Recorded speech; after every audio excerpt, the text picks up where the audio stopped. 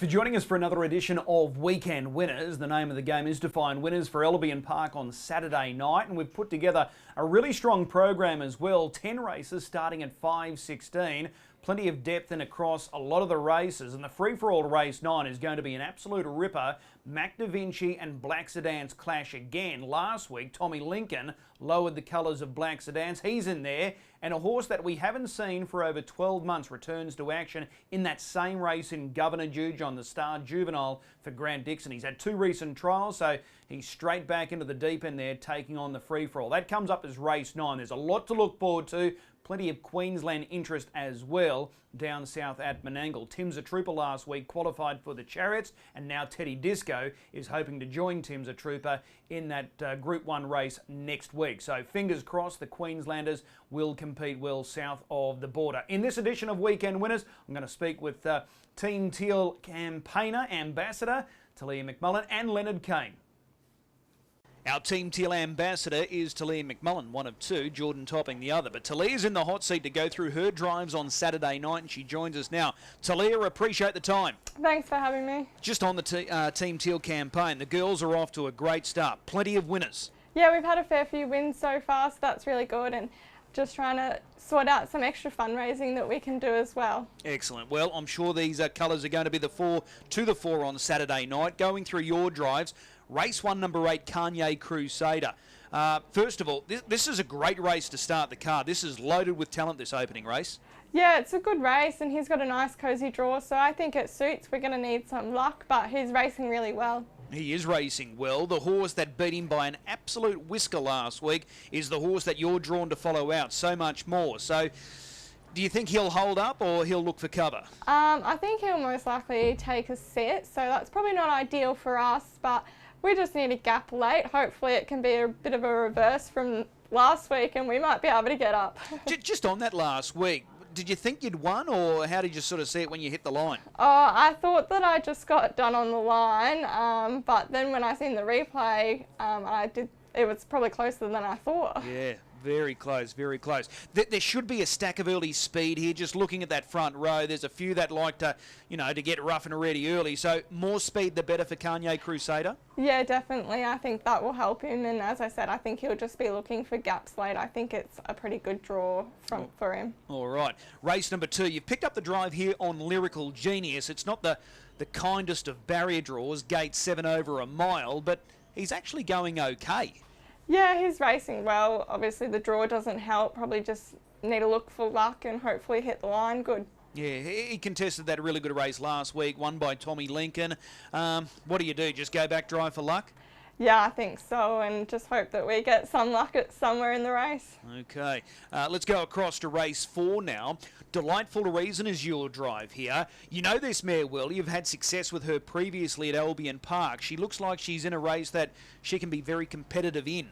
Yeah, I've driven her a couple times before and she has gate speed, so that helps. It would be really nice to find the fence, but also don't want to have to burn her too hard early, so we'll see where we end up.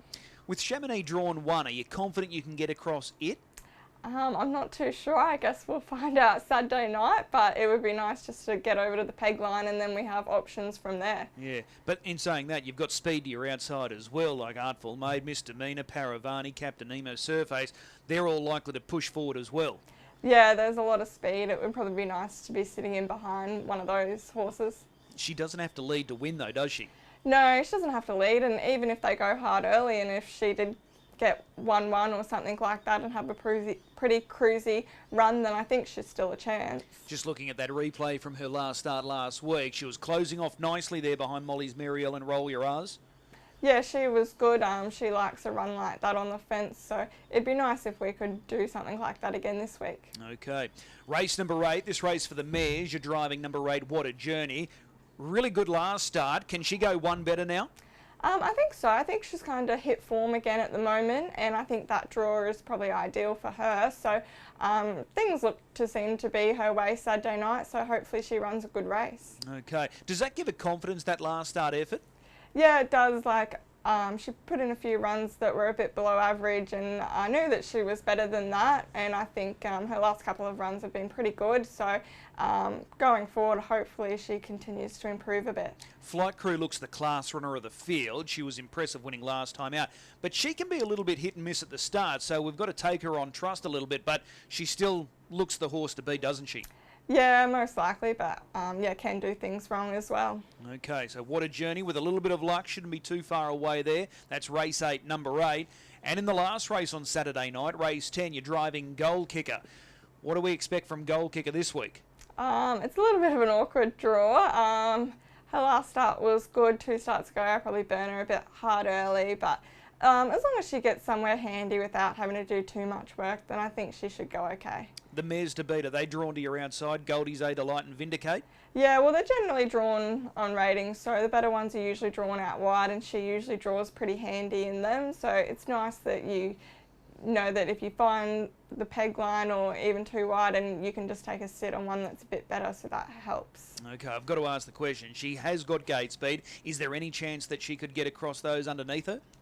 Possibly, but I'm probably not too game to burn her out too hard because, yeah, she's not super strong and doesn't battle on that well when you do burn her early. Fair enough, fair enough. I had to ask. The pick of your drives on Saturday night? I think maybe What a Journey. She's hit form again and has a nice draw, so hopefully things go her way. All right, that's race 8, number 8, What a Journey. Taleah, as per normal, really appreciate the time. Continued success with the Team Teal campaign as well. Thank you. Leonard Cain joins us to go through his book of drives for Saturday night, and he's with us now. Leonard, appreciate the time. No worries at all, Chris. Thank you. This first race, it is an absolute ripper on Saturday night. A lot of up-and-coming types here, and they come together, and it's a very good, even field, and the barrier draw just sort of confuses the issue a little more. How do you see it with your mare, Wahakan Dream? Obviously, it's a little bit better draw this week. You know, 2 of the second line's obviously more favourable than the 6s that she's been getting and whatnot. So, you know, I think we just got to follow through at the start. Like you say, it's a little tricky. Can't 100% pinpoint what exactly is going to happen. So, you know, obviously from the draw, hopefully we can land a lot closer than what we have been. And off her recent form, I think she'll run a very good race again there Saturday. The key is going to be the start, and you look at that front line, so much more Roxor Diamond, Swedish Starlet, Bonnie Prince, Louis, and then there's also Might As Well, I'm Feeling Fiery. It's almost impossible to predict who will lead this race. That's right. It's one of them things that once the green light goes, you're just going to sort of have to have a look what's going on and assess from there. So very tricky, but hopefully might work out in our favour a little bit if there's a bit of hot tempo early. Yeah, more speed the better for your mare. Last week she was huge, and she's been racing in very good form for a period of time now, but last week just smashed the clock.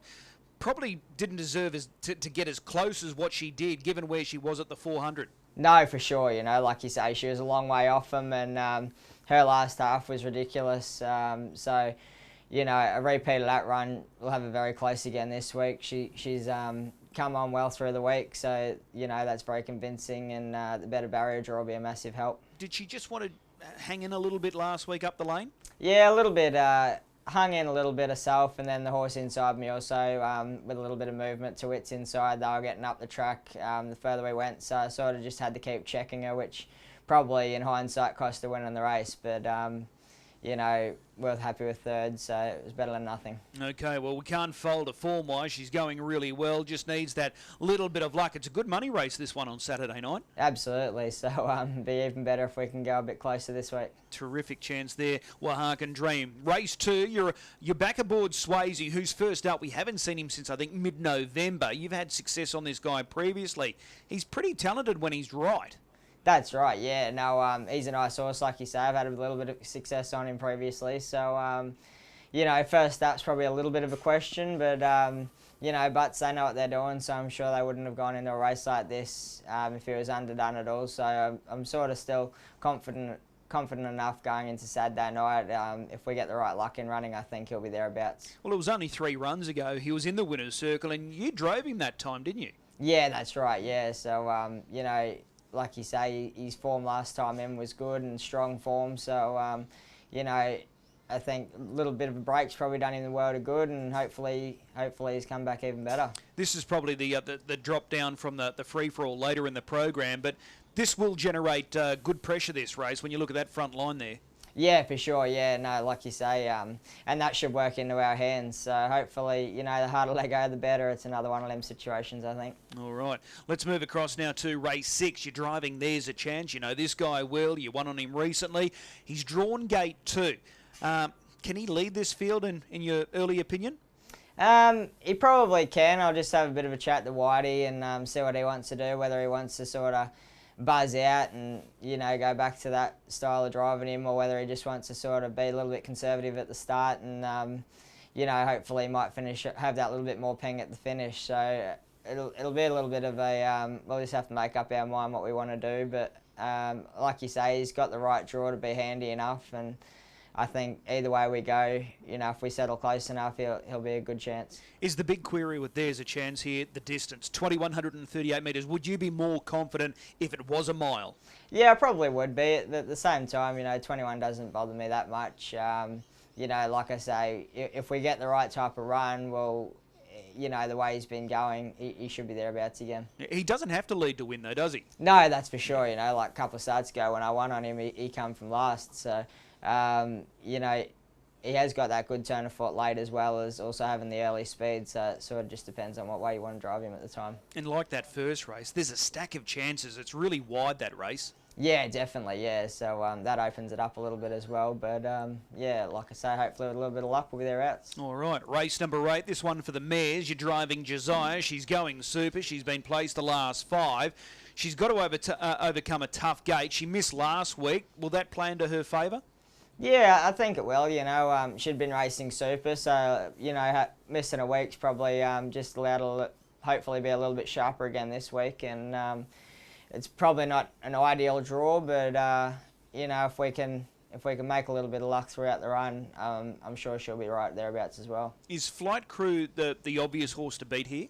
I think so, yeah. You know, obviously Flight Crew's going well, and, you know, their team's going well at the moment, so that's definitely, I think, the horse to beat in this race. Yeah, she's certainly the class runner when you look at the NR rating. But Josiah, she's going well, and she's taken to that style of racing at Albion Park. Definitely, yeah. No, she's really, you know, she's taken the step up in her stride, so it hasn't worried her at all. And she's been doing a fair bit of work in her races and still finishing off just as sharp. So obviously that's convincing as well. You know, like I say, if we can hopefully settle, you know, not too far back, well, I think we'll be thereabouts at the finish again this week. All right, and race 9, the free-for-all. This is going to be a good race. You're driving Rock Bottom. He's actually going well, this horse. Yeah, he's flying, you know. Obviously, he needs a little bit of luck in these races, and obviously with Mac Da Vinci back this week and a couple of them other key runners in, it's going to be tough. But like you say, he's flying, and with cheap trips, he's been smashing the line each week and running great last half. So he's certainly not out of it. It's a good race though. Mac Da Vinci won, Black Sedans 2, Northview Hustler, Stable Change, Tommy Lincoln who won last week, and Governor Jujon first up off a long break. So you're in against the big boys here, but just going by the recent efforts, you know, he's not out of it. He's a solid place hope with a little bit of luck. Oh, absolutely, yeah. No, like you say, it's a extremely strong field, but at the same time, you know, the sectionals he's been running, and you know, with a cheap trip, I think, like you say, he's a great place hope again here this week. You know Mac Da Vinci as well as anyone. Can he turn the tables on Black Sedans here? Oh, look, I think I have to say he can, because, you know, I'm a little bit biased. I love the horse, and I've got 100% strike rate on him at this stage. So, you know, I'm probably always going to be team Mac Da Vinci. But, you know, I think a little bit of a break would have done him the world of good as well. So, you know, for his sake, I hope he can. Okay, what's the best of your drives on Saturday night? I'd like to say my own mare, Wahakan Dream, you know, the wife's mare, hopefully, you know, with a little bit of luck and a little bit of speed early, I think she'll be right thereabouts. Awesome. Race 1, number 9, Wahakan Dream. Leonard, appreciate the time. We'll see you trackside. Perfect. Thank you very much. As always, a big thanks to both Taleah and Leonard giving up their time and insights ahead of their drives on Saturday night. We wish them well, and hopefully there's going to be more money and, importantly, awareness raised in that fight against ovarian cancer with the Team Teal campaign. Well and truly underway. The girls are certainly doing a super job here in the Sunshine State. Time now to find a good thing for this card on the weekend, and I'm sticking with that Team Teal flavour because I've found Narissa McMullen. She was in super form on Tuesday. I think she can carry on with that good form on Saturday night. Race 5, number 2, Uncle Chan. This is a fairly big class drop for this guy. Importantly, he comes up with a good draw, and if he can show what he did in the trial on race night this weekend, I think he'll prove very hard to catch. I think race 5, number 2, Uncle Chan, that's the play for Saturday night's program. Remember, if you are gambling this weekend, please do so responsibly. We'll see you trackside on Saturday night. 10 races kicking off just after 5 o'clock.